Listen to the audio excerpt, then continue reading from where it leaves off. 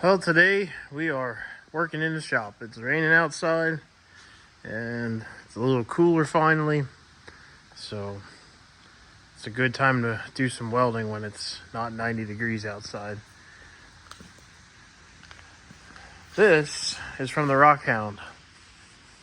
These are the bars and the chains that go around on a Rockhound. The chain broke right there. Actually, that might be the one I cut. The other one broke. This is a Caterpillar Rockhound, very similar to a Rockhound. Palatine, they're all very similar. I bought a used one for the rental fleet. I guess I should have bought a new one, but it's still half the cost.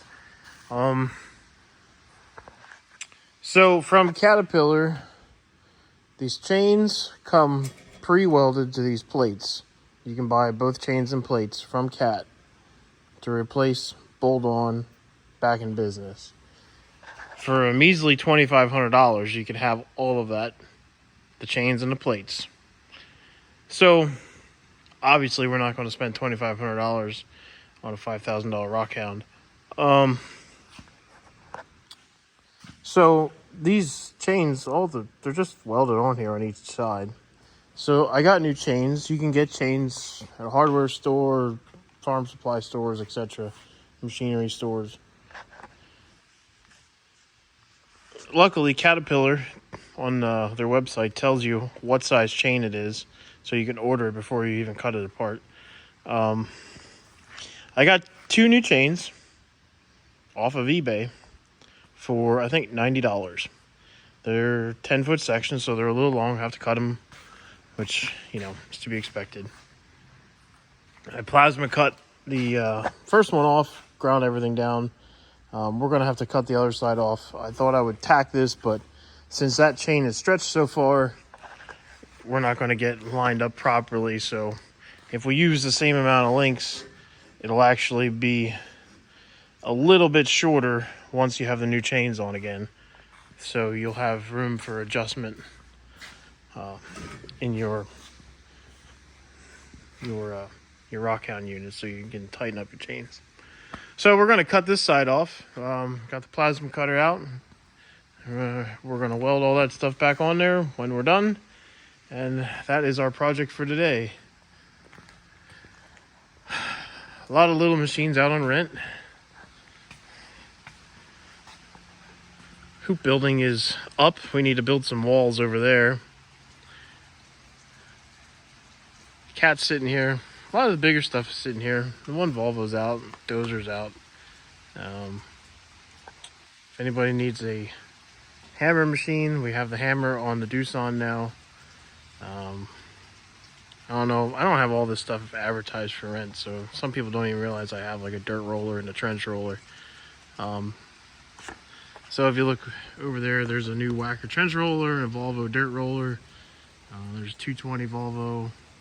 There's a D6 sitting back there. Those 2 machines are for sale. Heck, even the Doosan's for sale. Like the Cat and the Volvo and the Kubotas and stuff, that's rental machines. A bunch of the machines are out. We got 1 new Kubota in the shop. I bought a new one because all my other skid steers are out on rent, and I need to have something around here. I was going to buy some junky old used thing. I didn't feel like dealing with a used machine. So I'm going to hide this thing in here for a while so I can use it around home and get some projects done while in between regular work. It's so important to have a skid loader. I use the skid loader as a forklift, everything, carry stuff around. I don't even need it to move dirt necessarily that much. Updates on the 379 short hood day cab. I think last time I took a video, the motor was in. Motor is running. I think I did take a video of it running. I did post that briefly. It's like 30 seconds of running time. We obviously didn't want to run it too long. We got a radiator on it. We got the air cooler. Got a bunch of new pipes and fuel hoses. We got some of the radiator hoses on. As you can see, the lower one's on.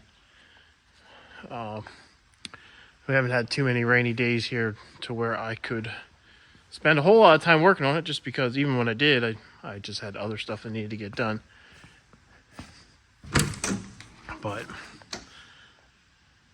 obviously haven't done anything in there. Once the truck's rolling, we'll worry about buying some new seats for it and an interior. Picked up 2 toolboxes, mostly full of tools, from a guy I knew that had passed away a bunch of years ago. His wife was selling the stuff. They were closing up the shop and she had nowhere to go with his stuff. So to help her out, I just bought everything that was left on account of the tools in the toolbox. So I haven't even gone through that. I need to go through all that stuff because a lot of that stuff hasn't been used in probably 15 years. It's just covered in dirt and everything else.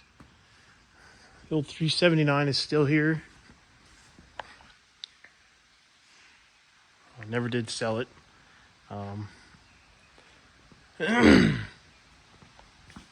Still a 389.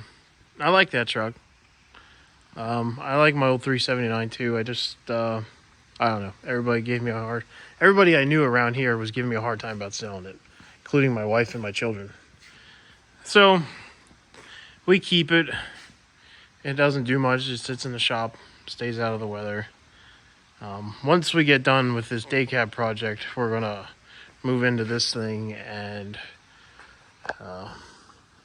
just do some. We might change the rears out, unibuilt the bunk in the cab, just fix some stuff that needs to be fixed. It might get painted. We might just leave it the way it is. You know, little.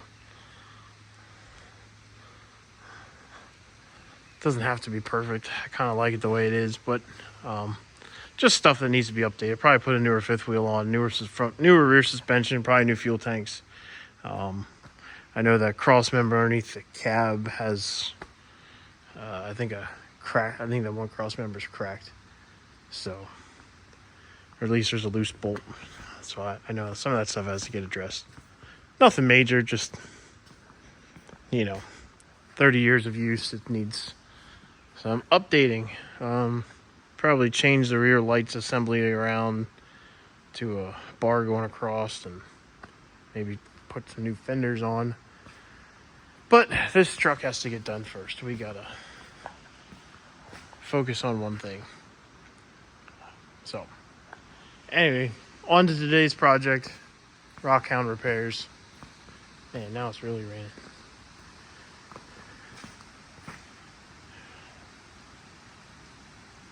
There's a bunch of good machines for sale on the website.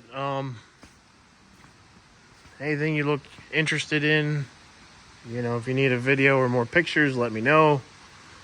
I know I don't do a lot of videos talking about what all we do, but I mean, if there's a machine you're interested in buying, we certainly try to help you out. We can ship it pretty much anywhere in the lower 48. If it's going out of country or somewhere far away where it needs to go to a port, we can ship it to a port. All that's not a problem. But we will, on the newer, nicer stuff, we will try to stand behind it pretty well. If something goes wrong, we'll try to make it right. If it's just bad luck or whatever.